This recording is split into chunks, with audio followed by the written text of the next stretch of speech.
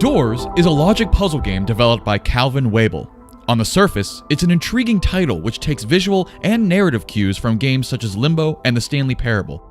Actually play it, and you'll unfortunately find an experience that's lacking. Doors nails the aesthetic of its inspirations, but doesn't possess the complexity.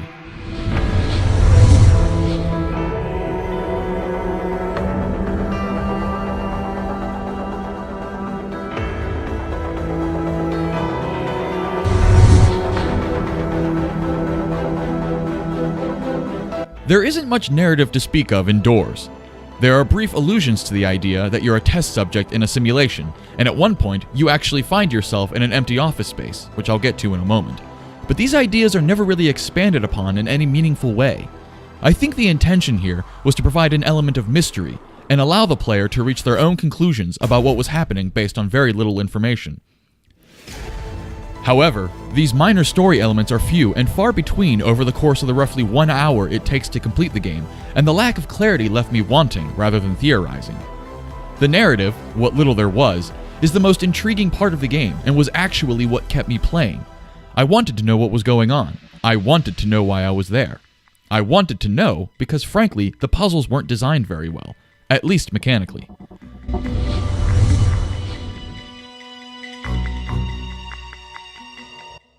At the beginning of the game, you're given 3 basic rules that all of the puzzles adhere to, and they do, kinda. Each puzzle grants you a hint, which is an implication specific to that puzzle that helps you solve it. The idea here is to consider the game's rule set in combination with the clue you're given and what's written on the doors themselves, in order to deduce the logically correct door. Honestly, I quit paying attention to what any of the doors said pretty early on, due to the fact that failing results in a simple retry, so you could very easily brute force your way to the end by process of elimination. Wanting to actually solve the puzzles, however, would lead to frustration, as wrong answers would start you at the beginning of the level, which meant you had to walk back to the doors, which could take another 15 or 20 seconds. With multiple failures, that time adds up and encourages the player to just say screw it. Personally, I brute forced it most of the time, as I didn't care to study each of the statements on a door to see which conflicted with each other. Once I accepted that the punishment for retrying was having to walk back and choose another door, which really isn't much of a punishment, I dropped any notion of potentially solving the puzzles I was presented with. Why would I want to if my real interest is furthering the game's story? It was quicker to just eliminate the doors one at a time rather than solve the logic. This was especially true in the game's final puzzle, which consisted of a whopping 36 doors. I wasn't exactly thrilled to sit there and try to deduce that logic and compare each statement on every door, simple or not as it may have been in the end. I'm sure the logic behind the puzzles was sound, and discovering the right answer a nice experience for those who make the attempt, but the game doesn't encourage you to try. Instead, I was encouraged to fail over and over again to continue, which proved a quicker, less frustrating experience for me. The best sequence of the game occurred somewhere in the middle, where you suddenly find yourself in an abandoned office space that appears to be the control center for the simulation. Here, you're able to freely wander around and investigate the area. This was enjoyable, because the comedy and the writing was indeed comparable to the Stanley Parable, and I had fun making the security cameras nervous.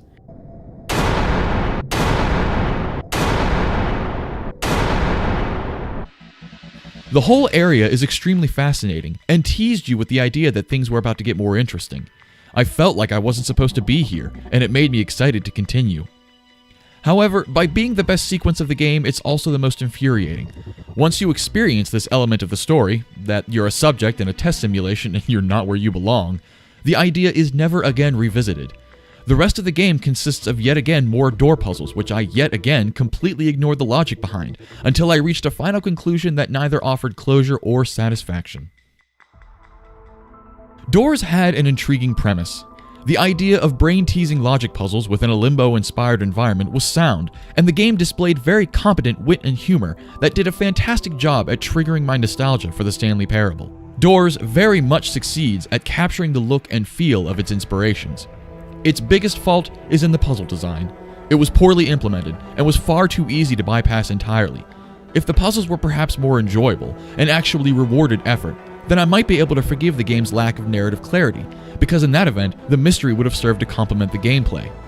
As it stands, it was instead a crutch that I was hoping to use to justify the time, and it ultimately came up short.